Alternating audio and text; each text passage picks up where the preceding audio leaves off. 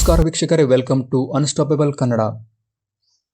ತಮಿಳುನಾಡಿನ ಮದುರೈ ಹೈಕೋರ್ಟ್ ನೀಡಿದ ಆ ಒಂದು ತೀರ್ಪು ಇಂದು ದೇಶಾದ್ಯಂತ ಚರ್ಚೆಗೆ ಕಾರಣವಾಗಿದೆ. ಆ ಒಂದು ತೀರ್ಪು ಕಾನೂನಿನ ಮುಂದೆ ಎಲ್ಲರೂ ಒಂದೇ ಎಂದು ಹೇಳುವ ಮೂಲಕ 9 ಜನ ಪೊಲೀಸ್ ಅಧಿಕಾರಿಗಳಿಗೆ ಜೀವಾವಧಿ ಶಿಕ್ಷೆ ನೀಡಿ ಆದೇಶ ಹೊರಡಿಸಿದೆ. ಹಾಗಾದರೆ 9 ಜನ ಪ್ರಭಾವಿ ಪೊಲೀಸ್ ಅಧಿಕಾರಿಗಳನ್ನ ಕಾನೂನಿನ ಬಲೆಗೆ ಕೆಡವಿದ ಈ ರೇವತಿ ಯಾರು? ರೇವತಿಯ ಆ ಒಂದು ಹೇಳಿಕೆ ಪ್ರಕರಣದ ದಿಕ್ಕನ್ನೇ ಬದಲಿಸಿದ್ದು ಹೇಗೆ? ಈ ಎಲ್ಲ ಪ್ರಶ್ನೆಗಳಿಗೆ ಉತ್ತರ ಇಲ್ಲಿದೆ.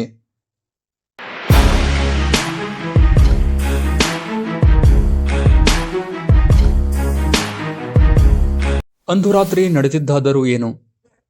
ಸ್ನೇಹಿತರೆ, ಅದು ಲಾಕ್ಡೌನ್ ಸಮಯ. ದೇಶದಾದ್ಯಂತ ಹಲವಾರು ಕಠಿಣ ನಿಯಮಗಳು ಜಾರಿಗೆ ಇದ್ದ ಸಮಯ.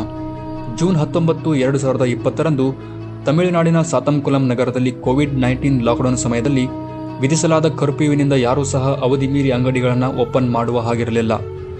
ಆದರೆ ಅದೇ ನಗರದಲ್ಲಿ ಮೊಬೈಲ್ ಅಂಗಡಿಯನ್ನು ಹೊಂದಿದ್ದ ಜಯರಾಜ್ ಎಂಬ ವ್ಯಕ್ತಿ ತನ್ನ ಅಂಗಡಿಯನ್ನು ಬಂದ್ ಮಾಡಲು ಒಂದಿಷ್ಟು ಹೆಚ್ಚಿನ ಸಮಯವನ್ನು ತೆಗೆದುಕೊಂಡಿದ್ದ.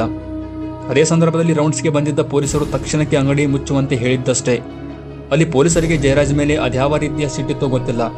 ಅಂತೂ ಅಲ್ಲಿ ಅವರಿಬ್ಬರ ಮಧ್ಯ ಸ್ವಲ್ಪ ಮಾತಿನ ಚಕಮಕಿ ನಡೆದು ಜಯರಾಜ್ನನ್ನು ಪೊಲೀಸರು ಠಾಣೆಗೆ ಎಳೆದುಕೊಂಡು ಹೋದರು.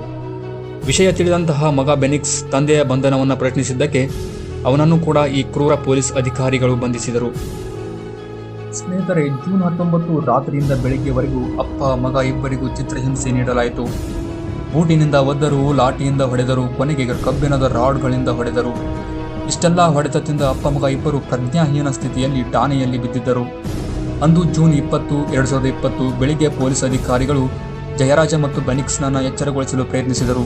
ಆದರೆ ಎಚ್ಚರಗೊಳ್ಳಲೇ ಇಲ್ಲ.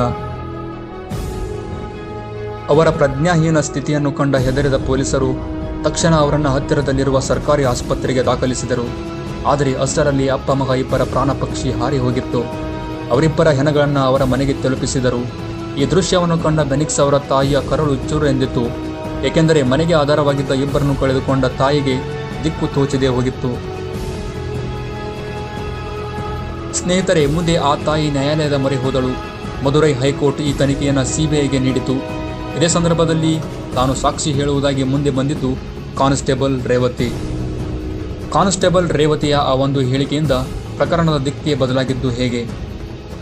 ಹೌದು ಸ್ನೇಹಿತರೆ, ಈ ಭೀಕರ ಘಟನೆ ನಡೆದಾಗ ಕಾನ್ಸ್ಟೇಬಲ್ ರೇವತಿ ಅದೇ ಪೊಲೀಸ್ ಠಾಣೆಯಲ್ಲಿ ಕೆಲಸ ಮಾಡುತ್ತಿದ್ದಳು. ಅಂದು ಅವಳದು ನೈಟ್ ಡ್ಯೂಟಿ ಆಗಿದ್ದರಿಂದ ಆ ಕ್ರೂರಿ ಪೊಲೀಸರು ಮಾಡಿದ ಹಿಂಸಾತ್ಮಕ ಕೃತ್ಯವನ್ನು ಇವಳು ಕಣ್ಣಾರೆ ಕಂಡಿದ್ದಳು. ಹಾಗಾಗಿ ಇವಳು ಸಾಕ್ಷಿ ಹೇಳುವುದು ಬಹಳ ಪ್ರಮುಖವಾಗಿತ್ತು. ಹಾಗಾಗಿ ಸಿಬಿಐ ಅಧಿಕಾರಿಗಳು ವಿಚಾರಣೆಗೆ ಇವಳ ಮನೆಗೆ ಹೋದಾಗ ಅವಳು ಹೇಳಿದ್ದು ಒಂದೇ ಮಾತು: ಸರ್, ನಾನು ನಿಮಗೆ ಎಲ್ಲವನ್ನೂ ಹೇಳುತ್ತೇನೆ, ಪ್ರತಿಯೊಂದು ಸತ್ಯವನ್ನು ಬಿಚ್ಚಿಡುತ್ತೇನೆ. ಆದರೆ ಆ 9 ಜನ ಪೊಲೀಸರು ಬಹಳ ಪ್ರಭಾವಿಗಳು. ನಾನು ಇಬ್ಬರು ಪುಟ್ಟ ಹೆಣ್ಣು ಮಕ್ಕಳ ತಾಯಿ. ನನ್ನ ಮಕ್ಕಳ ಸುರಕ್ಷತೆ ಮತ್ತು ನನ್ನ ಕೆಲಸದ ಸುರಕ್ಷತೆಯನ್ನು ನೀವು ಖಾತರಿಪಡಿಸುವಿರೇ ಎಂದು ಮ್ಯಾಜಿಸ್ಟ್ರೇಟ್ ಮುಂದೆ ಕೇಳಿಕೊಂಡಿದ್ದಳು. ಅದರಂತೆ ಮ್ಯಾಜಿಸ್ಟ್ರೇಟ್ ಅವಳ ಬೇಡಿಕೆಯನ್ನು ನೀಡುವುದಾಗಿ ತಿಳಿಸಿತ್ತು. ಹಾಗಾಗಿ ಅವಳು ಧೈರ್ಯದಿಂದ ತನ್ನ ಕಣ್ಣು ಮುಂದೆ ನಡೆದಿದ್ದ ಆ ಹಿಂಸಾತ್ಮಕ ಕೃತ್ಯವನ್ನು ಮ್ಯಾಜಿಸ್ಟ್ರೇಟ್ ಮುಂದೆ ಎಳೆ ಎಳೆಯಾಗಿ ಬಿಚ್ಚಿಟ್ಟಿದ್ದಳು. ಅದರಿಂದಲೇ ಇಂದು ಆ ಪೊಲೀಸರಿಗೆ ಮರಣದಂಡನೆ ಘೋಷಣೆಯಾಗಿದೆ. ಸ್ನೇಹಿತರೆ, ಈ ಪ್ರಕರಣದ ಬಗ್ಗೆ ನಿಮ್ಮ ಅನಿಸಿಕೆಯನ್ನು ಕಾಮೆಂಟ್ ಮಾಡಿ.